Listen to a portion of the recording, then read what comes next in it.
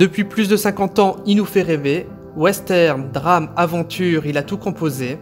Pourtant, connaissez-vous réellement l'homme aux 500 compositions? Quand bien même vous ne connaissez pas son nom, vous avez déjà et forcément entendu l'un de ses thèmes musicaux. Si ces bandes originales de western demeurent inoubliables, elles sont loin de représenter l'intégralité de l'immense carrière d'Ennio Morricone. En 1946, à l'âge de 18 ans, il obtient son diplôme de trompette à l'Académie de musique Sainte-Cécile à Rome. Il demandera alors à rejoindre la classe de composition, ce qui est peu banal pour l'époque, comme l'expliquera plus tard le musicologue Sergio Micheli.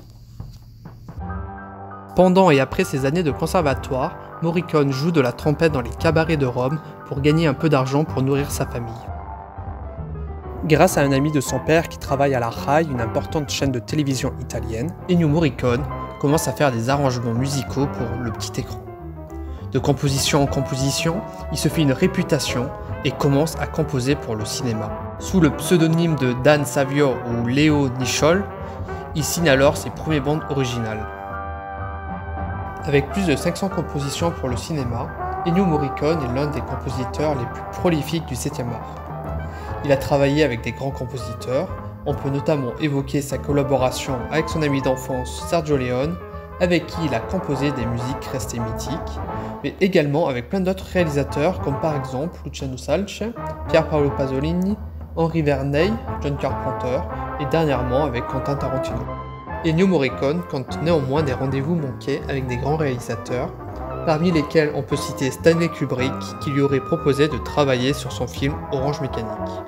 Proposition que Morricone dut refuser à contre-cœur car il était déjà engagé sur Il était une fois la Révolution de Sergio Leone.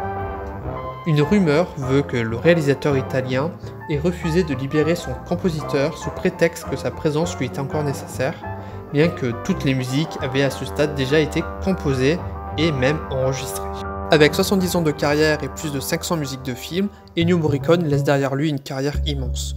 Très tôt salué par le public comme par la critique, il décrochera de multiples récompenses, dont 3 Golden Globes, 4 Grammy Awards et 6 BAFTA Awards. Mais ce n'est qu'en 2016, pour la bande originale Les 8 salopards de Tarantino, qu'après plus de 50 ans de carrière, que le compositeur reçoit enfin son premier Oscar de la meilleure musique de film. Morricone avait déjà été nommé à de multiples reprises pour la même récompense et il avait reçu en 2007 un Oscar d'honneur pour l'ensemble de sa carrière. Mieux vaut tard que jamais. Morricone nous quitte le 6 juillet 2020. Toute sa vie, le compositeur est resté profondément attaché à son pays d'origine et à sa belle capitale. C'est pour cette raison qu'il a toujours refusé de vivre aux États-Unis.